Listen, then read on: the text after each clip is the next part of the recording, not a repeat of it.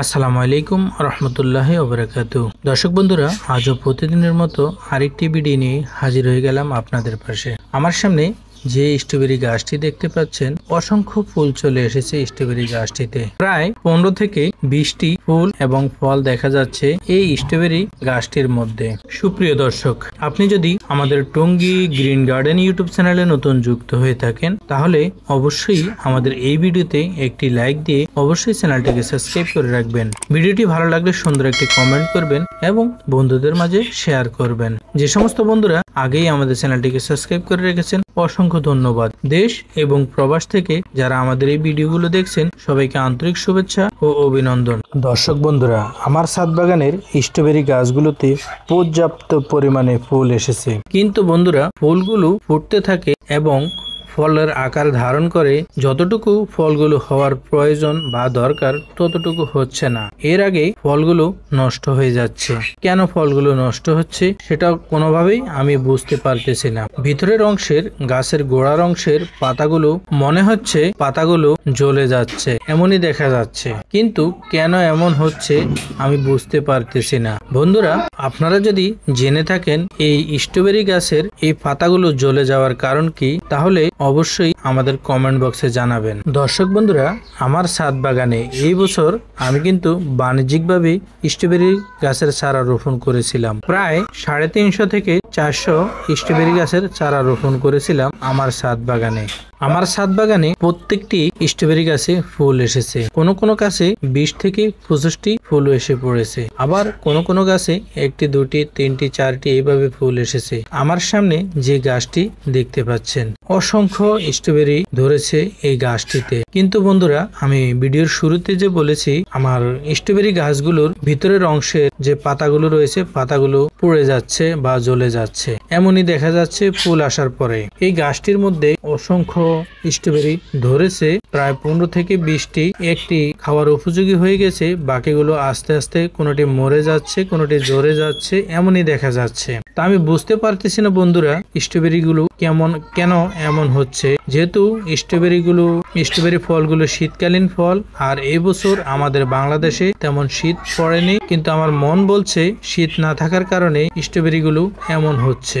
আপনাদের মতামতটা অবশ্যই আমাদের কমেন্ট বক্সে জানিয়ে দিবেন, কেন আমাদের ছাদ বাগানের স্ট্রবেরিগুলো এমন হচ্ছে। অথবা কোনো ছাদ বাগানি ভাই, বোন, বন্ধু জেনে থাকেন অথবা বুঝে থাকেন এই স্ট্রবেরি গাছগুলোর কি সমস্যা হয়েছে, অবশ্যই আমাদের কমেন্ট বক্সে জানাবেন। আমরা আপনাদের পরামর্শ অনুযায়ী স্ট্রবেরি গাছগুলোকে পরিচর্যা করব ইনশাআল্লাহ। দর্শক বন্ধুরা, দেখতে পাচ্ছেন আমাদের প্রত্যেকটি গাছে একটি গাছে কি পরিমাণে স্ট্রবেরি ফুল এসে পড়েছে।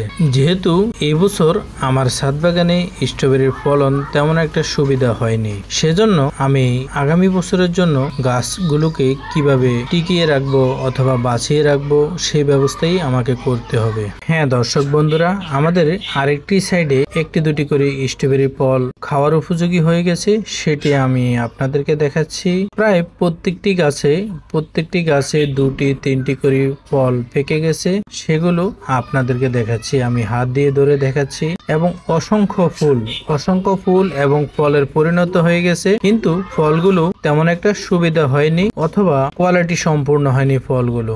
দর্শক বন্ধুরা, আমার সামনে এখন যে স্ট্রবেরি গাছটি দেখতে পাচ্ছেন, এই গাছটির মধ্যে বেশ কিছু ফুল এবং একটি ফল খাওয়ার উপযোগী হয়ে গেছে। ফলটি অসাধারণ। হয়তো এই গাছটির মধ্যে আরো 2-1টি ফল এরকম হতে পারে। এখানে আরেকটি গাছের মধ্যে স্ট্রবেরি ধরেছে, এবং আমি আপনাদেরকে দেখাচ্ছি স্ট্রবেরি গাছের ফুল থেকে ফলের পরিণত হওয়ার পর ফলগুলো শুকিয়ে যাচ্ছে। আমার ছাদ বাগানের স্ট্রবেরি গাছগুলোর এই বছর এই সমস্যাটাই বেশি দেখা যাচ্ছে। দর্শক বন্ধুরা, চাইলে আপনিও আপনার বাড়ির আঙিনায় অথবা ছাদ বাগানে একটি স্ট্রবেরি গাছ রোপণ করে আমার মতো এরকম স্ট্রবেরি উপভোগ করতে পারবেন ইনশাআল্লাহ। এই বছর আমার ছাদ বাগানে স্ট্রবেরি যেরকমই হোক না কেন, আমি সামনের বছর অর্থাৎ আগামী বছর সম্পূর্ণ প্রস্তুতি নিয়ে স্ট্রবেরি চাষ করব আমার ছাদ বাগানে। দর্শক বন্ধুরা, আমাদের ছাদ বাগানের স্ট্রবেরি গাছের এই ভিডিওটি আপনাদের কাছে কেমন লেগেছে তা অবশ্যই আমাদের কমেন্ট বক্সে জানাবেন। দর্শক বন্ধুরা, আমার সামনে আরেকটি গাছে স্ট্রবেরি ফল পেকে গেছে, ইনশাআল্লাহ আমরা সেটিও আপনাদেরকে দেখাচ্ছি। এই স্ট্রবেরি ফলটিও যদি বড় হতো এবং রুষ্টপুষ্ট হতো তাহলে অনেক সুন্দর দেখা যেত, ওই ফলটির মতোই কিন্তু দেখা যেত। যেহেতু একই মাদার গাছ ছিল সেজন্য ফলগুলো একই রকম হতো। দর্শক বন্ধুরা, আমি চেষ্টা করব আমার ছাদ বাগানের জন্য এই স্ট্রবেরি গাছগুলো টিকিয়ে রাখার জন্য, যেন আমি আগামী বছর অর্থাৎ সামনের বছর স্ট্রবেরি গাছগুলো আবারও রোপণ করতে পারি ইনশাআল্লাহ। বন্ধুরা, আমি এখন আমার ছাদ বাগানের যে কয়টি স্ট্রবেরি ফল খাওয়ার উপযোগী হয়ে গেছে সবগুলো উঠিয়ে নিয়ে যাব, সেটি আপনাদেরকে দেখাবো কোন গাছে কয়টি স্ট্রবেরি ফল খাওয়ার উপযোগী হয়েছে।